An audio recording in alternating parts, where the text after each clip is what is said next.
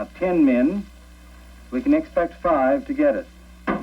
Back in the 1950s, Ansel Keys had a theory that heart attacks were caused by a diet high in saturated fats, a theory that transformed the American diet.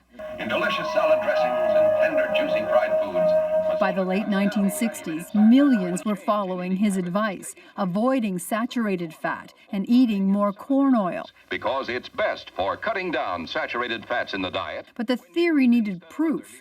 In one experiment, Keys and colleagues studied thousands of patients at mental hospitals in Minnesota, feeding one group a diet high in corn oil. Another group got saturated fats. It was the largest clinical trial in history to test Ansel Keys' diet heart hypothesis.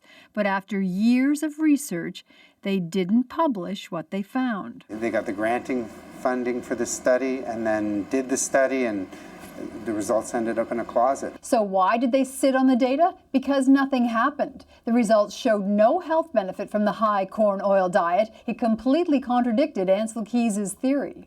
Years passed, people kept on eating corn oil. But the whole story of the Minnesota coronary experiment has never been told until today.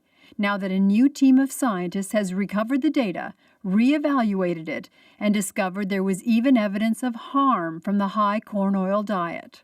We were able to find that actually those that lowered their cholesterol more actually had increased rather than reduced risk of death. Both Ansel Keys and his colleague Ivan France have died. But a decade ago, science writer Gary Tobes asked Ivan France why they held back the data. He said that they were disappointed in the way the study had come out. And the implication was that they was primarily Ansel Keys. Richard Bassinet studies the effect of dietary oils on health. He says the missing data was a serious loss. What was lost was a major contributor to that debate. And with the publication of this, I think it really shifts the weight of that debate. In other words, it could have changed the message about healthy oils. Kelly Crow, CBC News, Toronto.